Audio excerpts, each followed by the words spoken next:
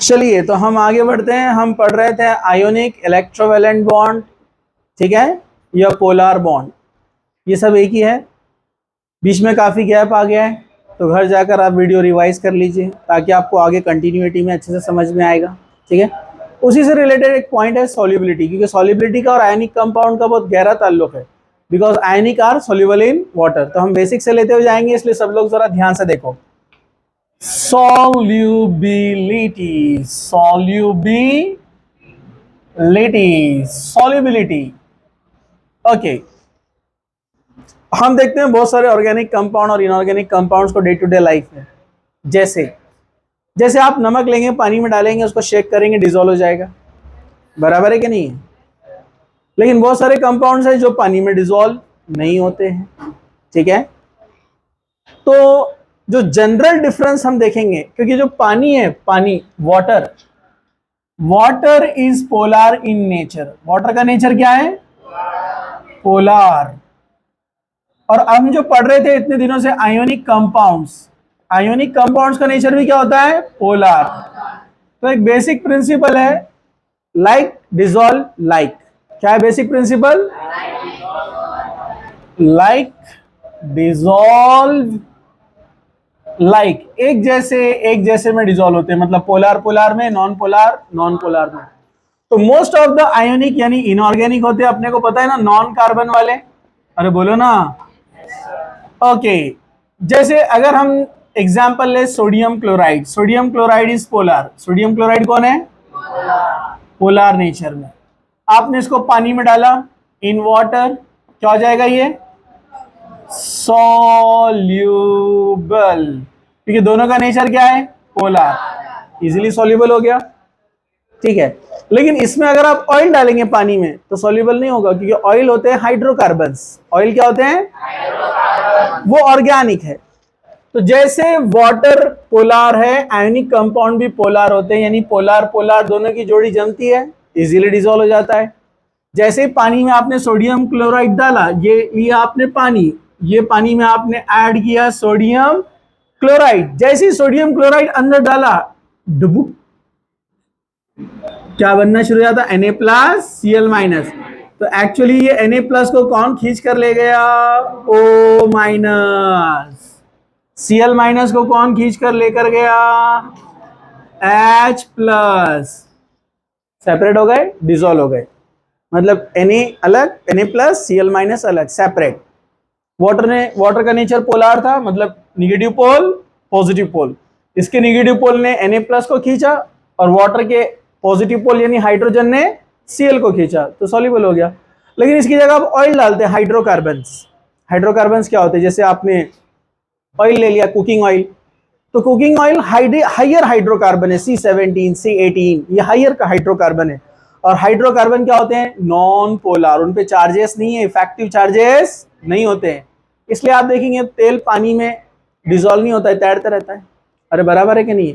पानी का डेंसिटी ज्यादा है, वो नीचे चला जाता है, तेल ऊपर आता है, तरी बोलते हैं आप उसको। अरे बराबर है कि नहीं है? हाँ, वैसे पेट्रोल में पानी डालो आप, पानी नीचे जाएगा, पेट्रोल ऊपर आ जाएगा, ठीक है, डिजोल्व नहीं होते। ऑर्गेनिक पेट्रोल ऑक्टेन है, 8 कार्बन वाला। तो पोलर पोलर में सॉल्युबल होते हैं, और नॉन पोलर में सॉल्युबल होते हैं। जैसे इसी ऑयल को अगर आपने CCl4 में डाल दिया तो नॉन पोलर की जमती है। अभी हमको वो नहीं देखना है, अभी हमको ये आयोनिक से रिलेटेड देखना है, ठीक है। तो ionic compounds are soluble in water, ionic compounds are soluble in water. तो बेसिक रूल क्या बोलेंगे आप? Because both are polar in nature. Okay, now अब हम देखेंगे factors, factors affecting solubility, factors affecting solubility. कौन कौन से फैक्टर्स है जो सॉल्युबिलिटी पर इफेक्ट करते हैं? इसमें नंबर 1 फैक्टर है, वो है डाई इलेक्ट्रिक कांस्टेंट। क्या है वो? Dielectric constant. अब ये डाई इलेक्ट्रिक कांस्टेंट दिखने में बड़ा आपको खतरनाक नाम दिख रहा है, लेकिन है सिंपल कंसेप्ट। ये क्या कंसेप्ट है, जरा ध्यान से देखो, उनको भी धक्का दो।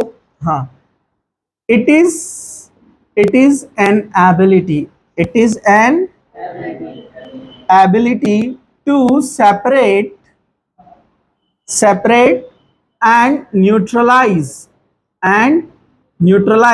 the charges of ions. It is an ability to separate. ये Na+Cl- आयंस है ना, तो पानी में एबिलिटी है Na+ को अलग लेके जाता, Cl- को अलग। जैसे ही अंदर गिरा सोडियम क्लोराइड डुबुक, तो इधर से O- आता, हाथ पकड़ता, चलिए चलिए चलिए Na+ को, इधर से H+ जो वाटर के वो Cl- को हाथ पकड़ के चलिए चलिए चलिए, दोनों को जुदा कर दिया। अरे समझा क्या? आप तो अफसोस कर रहे जैसा आप कुछ तो हो गया कुछ तो। अरे इधर देखो, हाँ, सेपरेशन करने की एबिलिटी वाटर में है। न्यूट्रलाइज द चार्जेस, दूसरी लाइन जो है न्यूट्रलाइज द चार्जेस, इसका मतलब क्या है? न्यूट्रलाइज इस तो भी हुआ, neutralize the charges, neutralize the charges, इसका मतलब ये है कि जब Na+O- के पास आएगा, O- Na+ जब नजदीक आएंगे तो इसका निगेटिव चार्ज कम होगा और इसका पॉजिटिव चार्ज कम होगा, दोनों न्यूट्रल की तरफ जा रहे ना, प्लस- नजदीक आए तो क्या होता है? न्यूट्रल। तो ये न्यूट्रल की तरफ जा रहा है, किधर जा रहा है? ये न्यूट्रल की तरफ। उनको धक्का दो बाजू वाले को, हाँ, वो न्यूट्रल की तरफ आ रहा है, तो उसने चार्ज को न्यूट्रलाइज किया है। क्या किया है? चार्ज को। तो जो सॉल्वेंट जिसके अंदर डाल रहे हैं अपन, यानी पानी सॉल्वेंट है यहाँ पर, ठीक है, जो मेजर क्वांटिटी में होता है, तो जो सॉल्वेंट ज्यादा से ज्यादा एबिलिटी रखता है आयंस को अलग करने और उसके चार्ज को कम करने, उसका डाइलेक्ट्रिक कांस्टेंट ज्यादा। समझा? तो वाटर का सबसे ज्यादा डाइलेक्ट्रिक कांस्टेंट होता है वाटर का, H2O का 80। इसको एप्सिलॉन से शो करते हैं। कैसे शो करते हैं इसको? एप्सिलॉन, ये सिंबल है, ठीक है, 80 होता है इसका। एप्सिलॉन ई का सिंबल है, जैसा ई की पीठ में किसी ने एक जोरदार दे दिया तो कैसे टेढ़ा हो जाएगा बेचारा। अरे समझा क्या? अरे समझा? ये कौन है? एप्सिलॉन। कौन है? हाँ, सबसे ज्यादा वाटर का होता है। उसके बाद आप ले सकते हैं मिथाइल अल्कोहल। मिथाइल अल्कोहल इसका होता है, मिथाइल अल्कोहल का ऑलमोस्ट 20-45 के आसपास होता है। वैसे ही इथाइल अल्कोहल मालूम है? इथाइल अल्कोहल देशी विदेशी सब वही रहती है, समझा आपको? हाँ, इसका भी कुछ 27 के आसपास है। वो तुम बाद में डिसाइड करो क्या करते थे। इधर देखो, मिथाइल अल्कोहल, इथाइल अल्कोहल, इस तरह आप देखेंगे तो डाइलेक्ट्रिक कांस्टेंट सबके कम होते जाते हैं। तो वाटर का डाइलेक्ट्रिक कांस्टेंट बहुत अच्छा है, मतलब ये आयोनिक कंपाउंड को इजीली न्यूट्रलाइज करता है और सेपरेट करता है। गेटिंग? ओके, चलिए, तो फर्स्ट फैक्टर है dielectric constant. So dielectric constant ज्यादा, सॉल्युबिलिटी ज्यादा, तो directly proportional to solubility. Number 1 factor जो इफेक्ट करने वाला है। दूसरा है size of the ion. Number 2 point क्या है? Size of the ion. Ion का साइज, यह भी एक इंपॉर्टेंट फैक्टर रखता है सॉल्युबिलिटी के लिए। अपन ने एक पॉइंट पढ़े थे, लैटिस एंथैल्पी, याद है आपको? फिर से एक बार बता देता हूं, जरा ध्यान से देखो। जैसे फॉर एग्जांपल ये LiF है, स्मॉल कैटायन स्मॉल एनायन, पता है ना आपको? लिथियम फ्लोराइड बनाएगा। जब लिथियम आयन और फ्लोराइड आयन नजदीक आते हैं तो यहां से एक एनर्जी रिलीज होती है। इस एनर्जी को हमने क्या नाम दिया था? Lattice enthalpy.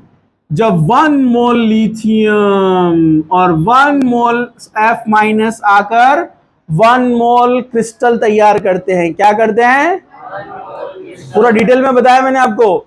1 मोल क्रिस्टल बनाते हैं तो जो एनर्जी बाहर निकलता है इसको बोलते हैं लैटिस एंथैल्पी। याद है आपको?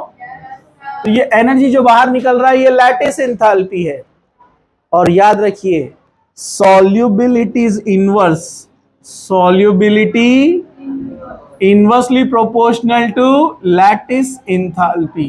lattice enthalpy. अब जरा ध्यान से देखो, अगर थोड़ा ध्यान से, अगर LiF11 मोल नजदीक आते हैं तो एनर्जी रिलीज होता है, एनर्जी रिलीज होता है, लैटिस इंथाल्पी। वहीं पर अगर H2O माइनस Li के करीब आते हैं, Li के करीब आते हैं तो यहां से भी एनर्जी रिलीज होता है, इसको बोलते हैं हाइड्रेशन इंथाल्पी। याद है क्या? Hydration enthalpy.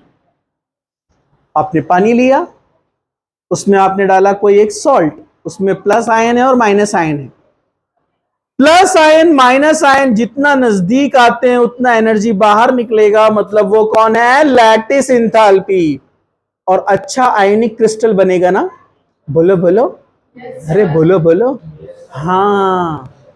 लेकिन जब आप पानी में डालते हैं तो H2O प्लस आयन को लेकर जाते हैं और दूसरे H2O Cl माइनस को, या जो भी निगेटिव आयन रहेगा उसको लेकर जाएंगे। तो इस केस में क्या होता है? पॉजिटिव आयन के पास कौन आ रहा है? वाटर आ रहा है, आ रहा है, आ रहा है, देखो आ गया। अब ये वाटर यहां पर आ गया तो यहां से जो एनर्जी निकलती है वो कौन है? Hydration enthalpy. अगर हाइड्रेशन इंथाल्पी ज्यादा निकल रही है मतलब वाटर मॉलिक्यूल ज्यादा अप्रोच हो रहे हैं, बराबर, मतलब सॉल्युबिलिटी ज्यादा है ना? अरे बोलो ना। तो जहां हाइड्रेशन इंथाल्पी ज्यादा, सॉल्युबिलिटी ज्यादा। हाइड्रेशन इंथाल्पी ज्यादा मतलब वाटर मॉलिक्यूल ज्यादा पकड़ के लेके जा रहे हैं आयंस को, ठीक है। लेकिन अगर लैटिस इंथाल्पी ज्यादा है मतलब प्लस आयन और माइनस आयन ये दोनों नजदीक आ रहे, तो उसमें से जो एनर्जी निकलती है कौन है? Lattice enthalpy. तो जब दोनों नजदीक आएंगे तो वाटर से दूर भाग रहे ना, वहां हाइड्रेशन इंथाल्पी क्या हो जाती है? कम। तो दोनों अपोजिट हो गए ना। तो जहां सॉल्युबिलिटी ज्यादा, लैटिस इंथाल्पी कम, जहां लैटिस इंथाल्पी ज्यादा, सॉल्युबिलिटी कम। और हमने ये पढ़ा था लैटिस इंथाल्पी के बारे में कि लैटिस इंथाल्पी, हमने क्या पढ़ा था? लैटिस इंथाल्पी, लैटिस इंथाल्पी ये डायरेक्ट रिलेशन में है किसके? साइज, साइज ऑफ आयन, मतलब इनवर्स बोलेंगे ना, साइज ऑफ आयन। जितना स्मॉल साइज रहेगा उतनी लैटिस इंथाल्पी ज्यादा। जैसे जैसे एग्जाम्पल, सब लोग जरा ध्यान से देखो, क्या सब लोग जाग रहे हैं?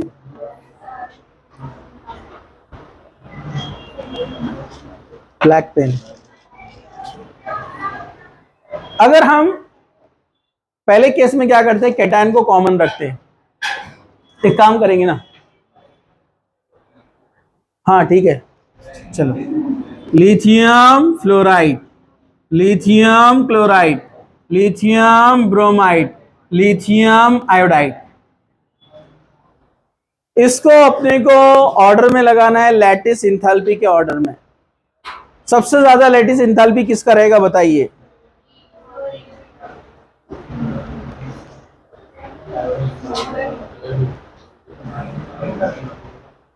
सबसे ज्यादा किसका रहेगा? क्योंकि उसका साइज क्या है? हाँ कम है ना। फ्लोरो नन्ना मुन्ना है, फिर क्लोरो, फिर ब्रोमो, फिर आइडो, सबको पता है ना। Top to bottom size increases. तो जितना छोटा आयन रहेगा लैटिस इंथाल्पी उतनी ज्यादा। तो सबसे ज्यादा सॉल्युबल कौन रहेगा इसमें? आयोडीन, बराबर है। ये रहेगा सॉल्युबिलिटी ऑर्डर। क्या रहेगा? Solubility order. ऐसे ही क्वेश्चन आते हैं एग्जाम के अंदर, दे देता है एग्जाम्पल, कौन सा ज्यादा सॉल्युबल है बताओ। अब आपको लगाना है अंदाज, आपको अंदाज लगाना है कि फ्लोरो छोटा है, कैटायन तो कॉमन है, Li इसलिए उसको छोड़ दो। अब एनायन देखो, एनायन निगेटिव वाला, F सबसे छोटा है। जितना छोटा एनायन रहेगा लिथियम के उतना ज्यादा नजदीक आएगा, जितना नजदीक आएगा लैटिस इंथाल्पी ज्यादा।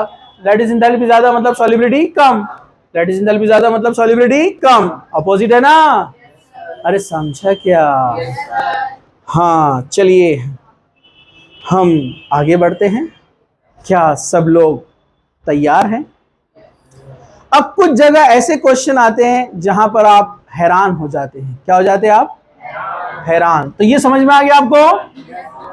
ये पॉइंट याद रखो, if hydration enthalpy is greater than the lattice enthalpy then the compound will be soluble. Ionic तो रहेगा, मतलब सॉल्यूबल रहेगा। समझा आपको?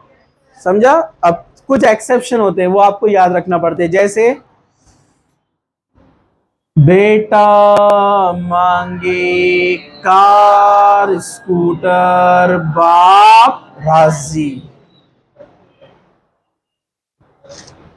इनके कार्बोनेट्स बनाएंगे मोहतरमा। क्या बनाएंगे इसके अपन? कार्बोनेट्स। जरा ध्यान से देखो सब लोग, क्या बनाएंगे हम इसके? कार्बोनेट्स, यानी CO3, BeCO3, MgCO3, CaCO3, SrCO3, BaCO3। अब आप सोच रहे होंगे कि ऊपर से नीचे हम जाएंगे तो कैटायन का साइज बढ़ रहा है। मिस इधर देखो, हाँ। अब आप सोचेंगे कि ऊपर से नीचे जा रहे कार्बोनेट्स तो कॉमन है, लेकिन ऊपर से नीचे जा रहे तो साइज क्या हो रहा है? इंक्रीजेस। अरे बढ़ेगा ना, साइज इंक्रीजेस।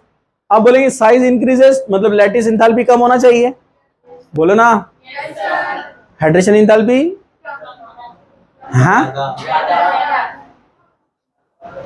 क्या आप लोग अच्छे से आंसर दे रहे हैं? क्या आप लोग बराबर से सोच रहे हैं? हाँ, तो ऊपर से नीचे जा रहे हैं हम तो कैटायन का साइज क्या हो रहा है?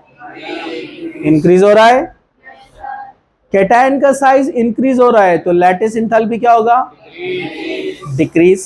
तो सॉल्युबिलिटी क्या होगा? इंक्रीज।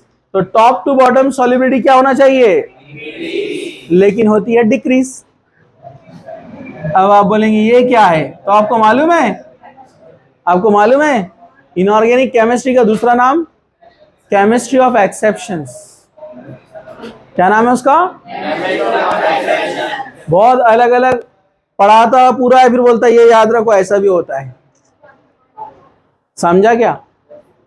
समझा? तो ये आपको ऐसे जो पॉइंट से याद रखना है। Beryllium carbonate is more soluble than Mg carbonate, magnesium carbonate is more soluble than calcium carbonate. तो ऐसा क्यों हुआ? आप बोलेंगे इसका तो बेरिलियम का साइज स्मॉल है, इसकी लैटिस एंथैल्पी ज्यादा होना चाहिए था और इसकी सॉल्युबिलिटी कम होना चाहिए था, लेकिन इसकी हाइड्रेशन एंथैल्पी क्या होती है? ज्यादा। तो exception, top to bottom in second group, कौन है ये? सेकेंड ग्रुप कौन है ये? पीरियोडिक टेबल हुआ ना अपना, याद है कि नहीं है? कौन है ये? So in second group carbonates, in second group carbonates, hydration enthalpy top to bottom increases. That's the reason solubility. अरे भाई लैटिस इंथैल्पी क्या हो रही है? तो फिर कंफ्यूज, मैं क्या बोल रहा हूं अब? नहीं, ऊपर से नीचे जाते हैं साइज बढ़ रहा है, साइज बढ़ रहा है मतलब लैटिस इंथैल्पी कम हो रहा है। अरे बराबर है कि नहीं है? तो सॉल्युबिलिटी ऊपर से नीचे बढ़ना चाहिए, बढ़ना चाहिए ना, लेकिन यहां पर क्या हो रहा है? कम हो रहा है, मतलब हाइड्रेशन एंथैल्पी क्या हो रहा है? डिक्रीज। अरे डिक्रीज ना, हाइड्रेशन एंथैल्पी डिक्रीज हो रहा है, इसलिए सॉल्युबिलिटी भी क्या हो रहा है? डिक्रीज। अरे भाई इधर सब लोग मोहतरमा, अपना लॉजिक क्या बोलता है कि ऊपर से नीचे सॉल्युबिलिटी क्या है? बढ़ना चाहिए था, लेकिन घट रही है। तो एक्सेप्शन याद रखने का, क्योंकि यहां पर हाइड्रेशन एंथैल्पी डिक्रीज होता है। एक्सेप्शन, ठीक है? हाइड्रेशन एंथैल्पी डिक्रीजेस, तो ये आपके लिए एक्सेप्शन पॉइंट है, अब आपको याद रखना पड़ेगा ये। समझा? चलो हम देख रहे हैं फैक्टर्स इफेक्टिंग सॉल्युबिलिटी। अब वैसे ही नेक्स्ट यहां पर हम आगे बढ़ते हैं। अगर हम फाजान्स रूल से जाएंगे, कैसे जाएंगे? फाजान्स रूल से, तो बहुत इजी है इसको याद रखना। मैंने आपको बताया था, फाजान्स रूल याद है क्या? भूल गए आप लोग? मैंने पॉइंट्स लिखाया था नहीं? कोई बात नहीं, अभी हम उसको आज फाजान्स रूल देखते हैं तो आपको फटाफट सब समझ में आ जाएगा। इसको पॉज करो, एक काम करो, इसको स्टॉप कर दो, फोटो ले लो, फोटो ले लिए? हाँ स्टॉप कर